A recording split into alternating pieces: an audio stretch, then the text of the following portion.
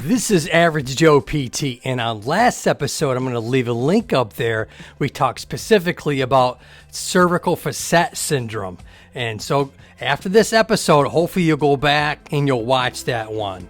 This episode specifically is going to talk about degenerative disc and the three main treatments that you can do at home to reduce and eliminate a lot of your pain coming from degenerative disc disease. So let's go ahead and get started with degenerative disc disease.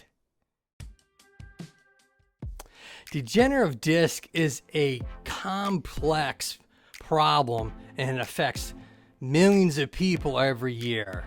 Now, degenerative disc itself is a natural progression as we age.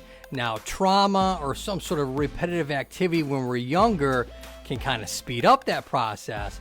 But the overall structure itself, the disc, actually wears as we age. So the whole idea of a disease process, it's a natural process that happens as we age. Unfortunately, it causes a lot of problems. So we're going to go over three different treatments that you can do at home that will definitely improve your overall pain and function when you have this problem. So just follow me along this path today, folks.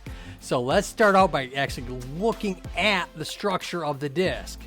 Now, the disc has a very fibrous outer surface, and it's got literally crossing those fibers do throughout the entire disc itself. And on the inside is the annulus pulposus. It's this kind of gelatinous kind of fluid in there.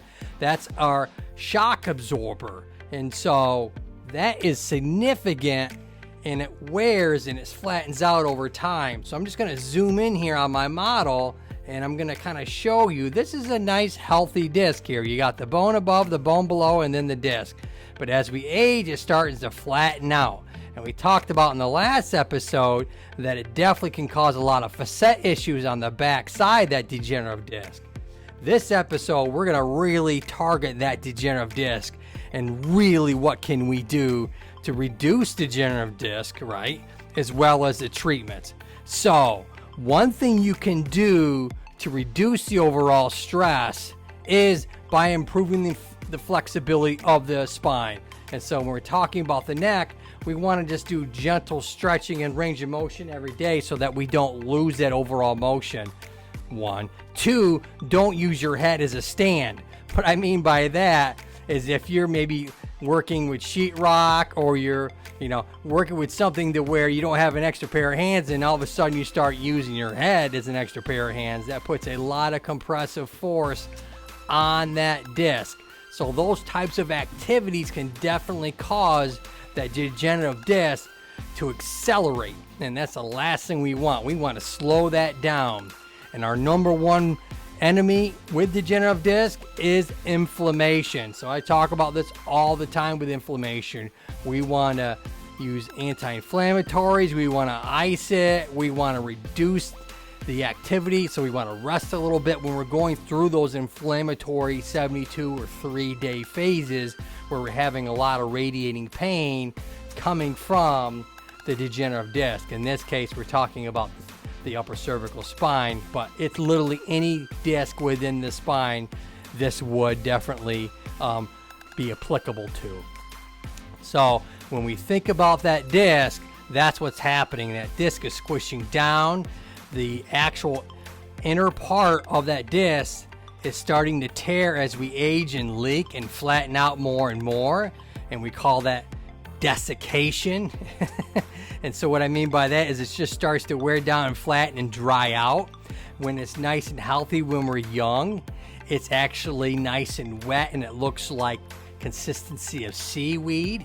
And as we age and as that disc starts to degenerate and we lose that fluid in there, then it actually looks like this consistency of dried seaweed. So that's where you can see is as we age, you really want to improve the strength around the joints and improve the flexibility around the joints to reduce that stress on that disc, and as well as reduce the activities, at least those prolonged activities that's going to increase the stress in the disc in the first place. So that's number 1 and 2. Now, when you think about the degenerative disc And why is it happening in the first place? It's really happening because of the majority of the activities we do in life causes excessive stress on those joints. And so the disc is only there to protect as long as possible. When we're young, we have nice vascularization around the outside of the disc. And so as we age, that starts to go away. And the only thing that's really nourishing the disc at that point is synovial fluid. And so synovial fluid doesn't have any blood flow in it. So it doesn't do well with repairing as well as when we're young, when we have some vascularization around the disc area. So that's unfortunate as we age, but that's the wisdom that I hope to be giving you all so that you can carry out through the rest of your life without having a lot of pain because degenerative disc. Because when people hear those three letters, DDD, degenerative disc disease, the first thing they think of is, oh my Lord, that's where all my pain's coming from. And the reality is yes and no. Most of it's coming from inflammatory processes because the disc can't take the pounding like it used to. But it isn't really, it's the overarching cause of the origin. But the one thing that we can do that can help us at this point are the techniques that I'm talking about today. So let's start with treatment number one. Go ahead, cue the exercise, Scully.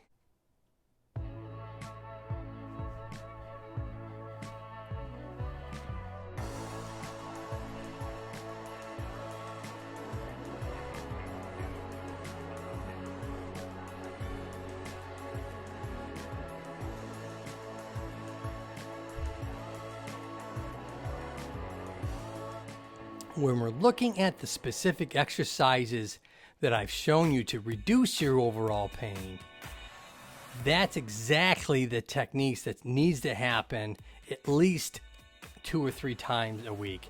That way it helps not only promote flexibility and strength, but it also prevents the overall stress that you're putting on that joint when you're doing activities. Because if you have flexibility and you have strength, that automatically puts you into a better category of reducing an injury that might occur, and also the recovery of an injury if it happens in the first place.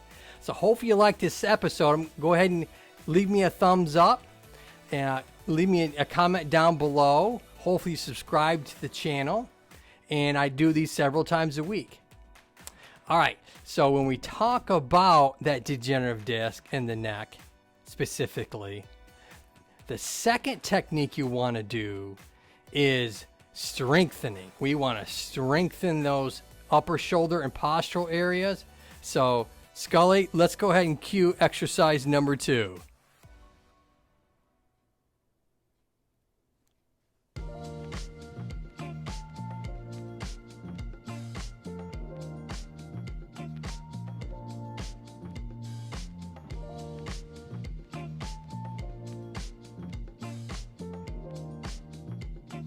Anytime you're having an issue in your neck, you always want to do those 2 exercises first. You want that flexibility, and then you want some strengthening in with it. Anytime that you do those 2, you always will have a positive response. Now, reducing your overall pain is key number 1. So that's what you want to do first. You want to ice it. You want your anti-inflammatories, you want to rest it. These exercises I'm showing you today are what you do after that first 3 days, that inflammatory process, as the pains calm down. Then you can start to do these exercises.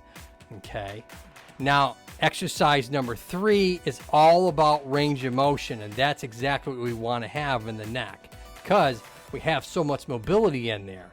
Most of our cervical range of motion comes from the combination of all those parts in our spine.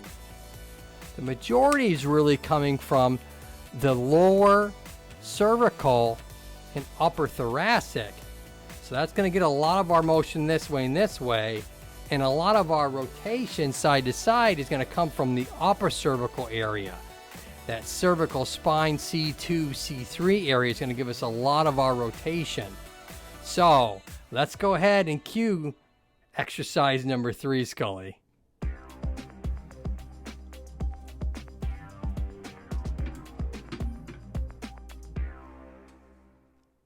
Now, I've shown you all 3 exercises you need to do at home when you're having a degenerative disc issue. This is also going to help prevent taxing that disc as we age. So we want to reduce that taxation and that stress on that joint and that disc area as we age. So if you like this episode, go ahead and hit the subscribe button. Go ahead and leave me a comment.